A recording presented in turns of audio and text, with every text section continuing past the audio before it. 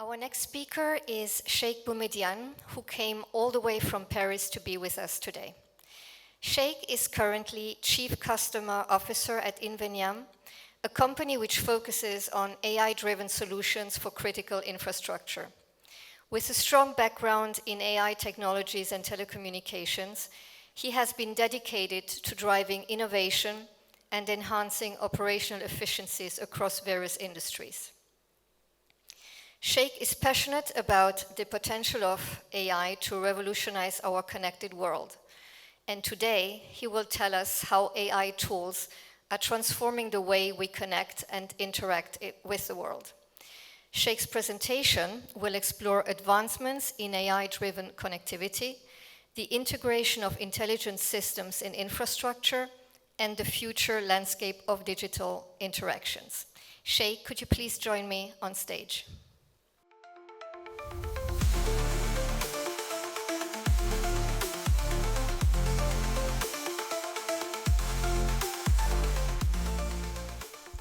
Thank you, Patricia. Good afternoon, ladies and gentlemen. Just before we start, quick question. Raise your hand, please, those of you who are using or implementing some form of AI in their daily jobs, whether it's chatbots, ChatGPT, or image recognition. Wow, impressive. We'll go through our agenda today. So we'll go briefly into the main pain points, that computer vision addresses. Then we'll go into what is computer vision. And then later on, we will discuss the main benefits and the focus areas that computer vision for telco operations focuses on. So about the fundamental main pain points, the first of them is poor quality operations that telco companies are suffering from, which lead to low right first time and early life failure issues. Skilled worker shortages. This is some problem that we see in Europe today. High OPEX costs, which is related to sending field engineers on the field unnecessarily. Delayed network rollouts, because of course for every ISP or every infrastructure owner, they would want to build faster with more quality. And then we see limited visibility and manual processes. This comes in handy when you're either selling your network or buying it. The lack of visibility gives you low, let's say, estimation of how your network is worth. And we see the opportunity for transforming field operations from moving from the photo to the left to the photo on the right. The photo on the left is what we commonly call noodles plate. And it comes from lack of work meeting quality standards, so lack of quality assurance during field operations. And we tend to move using computer vision to the picture on the right, which is making sure the field engineers correct everything on the first time before they leave on site, so you don't send them back again. And the market size for AI in telecommunication is expanding and will continue to expand because we're seeing $1.3 billion estimation in 2023, and it will go to 42 billion in the next 10 years. The focus areas and benefits of AI are wide. The top three of them are improving customer experience, optimizing current network operations, and improving employee efficiency. Now let's deep dive into what is computer vision. Computer vision, said simply, is teaching computers to learn and to interpret visual information, such as images, such as videos, and so on. And the target markets are internet service providers, ISPs, infrastructure owners, build and install contractors. The target users are network managers, field workers, field surveyors, and so on. And it's applicable across the whole network lifecycle, from building your network, because as I said, for companies who would want to build a network, they want to do it faster with more quality. And also for customer install, because when you're connecting a customer, you'd want to do it right first time, or managing infrastructure where you need to proactively manage issues before they occur. And it's relevant for fixed and mobile infrastructure. Here on the photo on the left, you can see some examples from fixed and FTTX examples. And on the right, you can see some tower and pole examples for mobile infrastructure. It's relevant from the data center to the customer's premises. And here you see a typical workflow of how we do with our customers. What is a typical workflow that is actually included within the telecom space. So basically the field engineer just arrives on site, reviews job pack, and commences work. And then after finishing the infrastructure work, takes a photo, and the photo is sent automatically to the AI on cloud, and validating whether the work is done correctly or not. So the engineer receives some real-time feedback on whether there are some errors to correct or not, and therefore validating his operation. So therefore he cannot leave site without correcting the errors, and therefore enhancing the right first time rates. And then also the back office teams who are in the office can just see the instant results and can there see like health status of the network and any errors that might occur, so they're alerted automatically. And here is some example of Julien called it earlier, I think, the elephant in the room, which is verticality for Luxembourg. So this is an actual photo of some proof of concept we're working on right now. So hopefully in the next few weeks we will have an actual performant model for which is made for Luxembourg verticality. So how an AI computer vision model works, basically. You just feed it a photo as an input. Then you have the tags of where the issue should be, if there is an issue or some information that is being retrieved. And then you have the output. So in here, as an example, is the photo quality, because no matter how much your AI is performant, if you don't have good quality photos, it's completely irrelevant.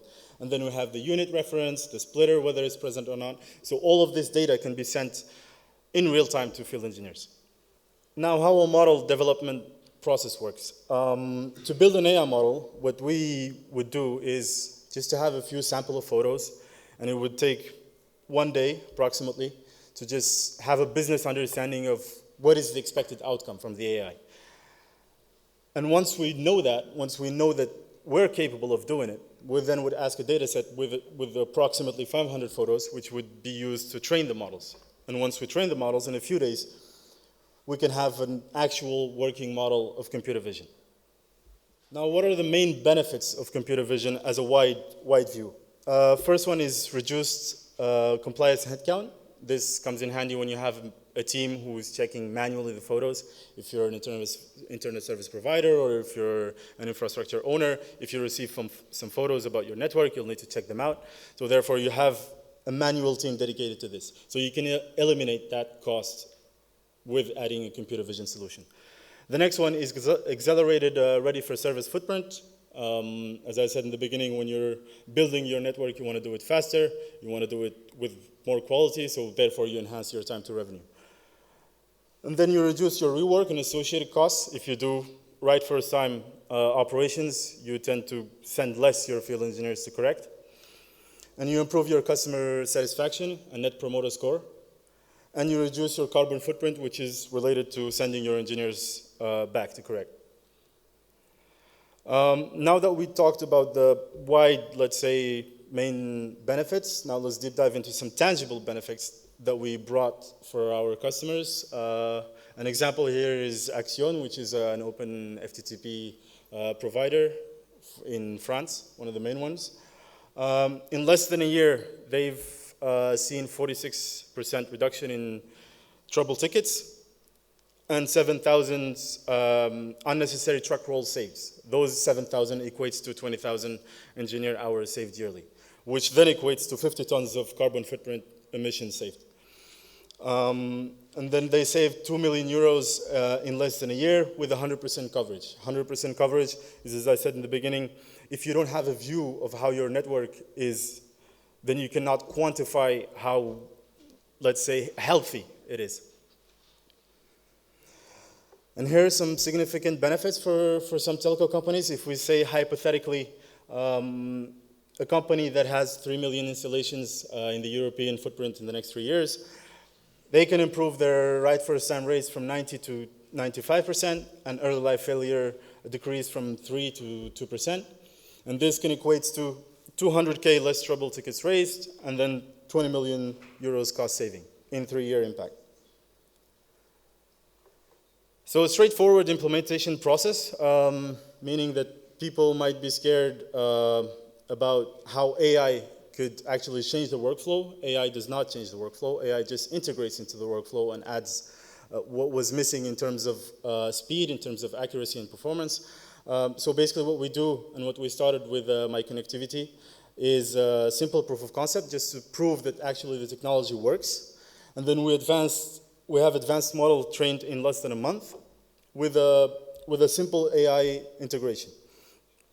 This can leverage pre-trained models because we have, as soon as we have more experience in terms of AI and computer vision, we can leverage what we have as pre-trained models. Meaning that if we have applied something for France or for UK and so on, which can be, like for example, let's say reading a reference or splicing quality, this could also be beneficial for Luxembourg. So then we can make this translation by customizing just the models, the pre-trained models that we have, and make them performant for Luxembourg verticality. Now in terms of what is emerging in terms of opportunities, the first one is more complex detection cases. What we're working on right now is more of trench depth. Our customers are asking us to explore that possibility. The next one is what we believe is going to come next is augmented reality and wearables. We believe that field engineers in the very near future will be just with goggles and so on, just having an augmented reality live feedback about what to correct and what not, instead of just sending photos to the back office. We'll have customer fault resolution and large language models in terms of what's coming next in terms of AI. Here, just about the current state and what is to arrive in the near future, is now AI is used for partial automation, meaning that still an engineer needs to take a photo. Still, it needs to be validated by back office. But what's going to come next is instant-driven operations with zero-touch operations at all, meaning that photos can be taken autonomously, operations can be validated autonomously, and therefore network can be built faster with more quality. That's it for my presentation. My name is Cheikh, and I was extremely honored and pleased to be in front of you today. If you have any more questions, I'd be happy to connect with you all after this presentation. Thank you very much.